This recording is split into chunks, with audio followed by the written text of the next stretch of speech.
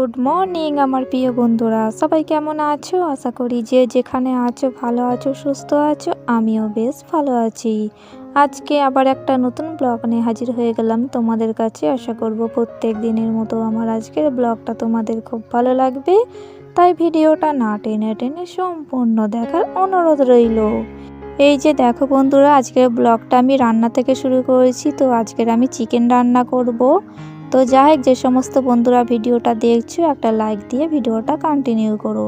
তো এখানে আমি পেঁয়াজ, ধনিয়া পাতা, আদা, রসুন, টমেটো সমস্তটা কেটে নিয়েছি। তারপরে চিকেনটাও সুন্দর করে কেটে নিয়েছি। তারপরে আলুটাও কেটে নিয়েছি। কেটে নিয়ে ধুয়ে নিয়ে তারপরে আমি রেখে দিয়েছি। তো যাই হোক, যে সমস্ত নতুন বন্ধুরা ভিডিওটা দেখছো, যদি ভালো লাগে তাহলে চ্যানেলটি সাবস্ক্রাইব করে পাশে থেকো। আর যে সমস্ত পুরাতন বন্ধুরা ভিডিওটা দেখছো, তোমরা লাইক কমেন্ট করতে একদম ভুলবে না। তো যাই হোক বন্ধুরা, দেখো এদিকে আমি সুন্দর করে ধুয়ে নিয়েছি। ধুয়ে নিয়ে তারপর রেখে দিয়েছি। তারপর আমি এখন আলুটা সুন্দর করে ভেজে নেব। তো দেখো বন্ধুরা, সুন্দর করে আলুটা এখন ভেজে নিচ্ছি। আর মুরগির মাংস যখন রান্না করা হয় তো তখন আমি কিন্তু আলু ভেজে তারপরে মাংস ভেজে রান্না করি। কারণ ভেজে না রান্না করলে খেতে আমার একদম ভালো লাগে না। তো অনেকে দেখি ভাজে না রান্না করে নেয়, কিন্তু ওসব তরকারি আমার ভালো লাগে না। তো যাই হোক বন্ধুরা, তারপর দেখো আমি সুন্দর করে আলুগুলো লাল লাল করে ভেজে নিয়েছি। এরকম করে লাল লাল করেই ভাজতে হবে, তবে তরকারিটা অনেক সুন্দর খেতে লাগবে। আর আলুটা অনেকটা সেদ্ধও হয়ে গেছে, তরকারি কষে জল দিলে তাহলে তাড়াতাড়ি তরকারিটা রেডি হয়ে যাবে। তো সেই জন্য আমি একটু সিদ্ধও করে নিয়েছি। তো যাই হোক বন্ধুরা, তোমরা কারা কারা এরকম আলু ভেজে রান্না করতে পছন্দ করো আমাকে বলতে পারো।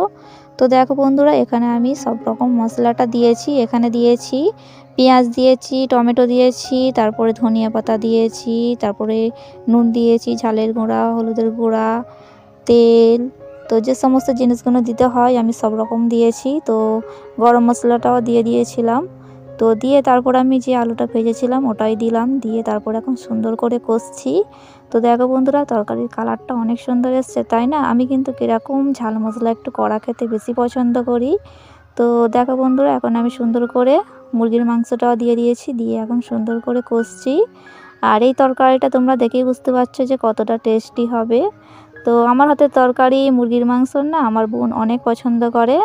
তো আমি যখন আসি তো ও আমাকে মুরগির মাংসটা রাঁধতে বলে বলে দিদি তোর হাতের রান্নাটা আমার বেশি খেতে ভালো লাগে।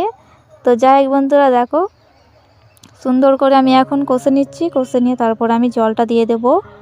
তো যাই হোক, আজকে একটা তোমাদের বিশেষ কথা বলে দিচ্ছি। আজকে রাত 9টার দিকে আমি লাইভে আসব। তো তোমরা যারা যারা আমাকে নাইট দেবে, ফুল নাইট, তো তোমরা চলে আসবে আমার লাইভে। তো আমিও তোমাদের ফেরত দিয়ে দেবো বন্ধুরা। তো যাই হোক বন্ধুরা, এদিকে আমি তরকারিটা কষে নিয়েছি। কষে নিয়ে তারপর আমি এখন জল দিয়ে দিয়েছি। আর দিয়ে এখন একটু নেড়ে নিচ্ছি। নেড়ে নিয়ে তারপর আমি কিছুক্ষণ ঢাকনা চাপাতে রেখেছিলাম। তো ফুটে গেছে। ফুটে যেতে আমি একটু ধনিয়া পাতা দিয়ে দিচ্ছি। তো বন্ধুরা, রান্না করছিলাম আর এখন এত শীত বন্ধুরা কি বলবো। তো দেখো কেমন ভাব উঠছে, এতই ভাব উঠছে। তো তোমাদের দেখাতে পারছি না, তবুও একটু দেখাচ্ছি তোমাদের। তো আমাদের এখানে প্রচণ্ড শীত বন্ধুরা। তোমাদের ওখানে কতটা শীত আমাকে জানিও।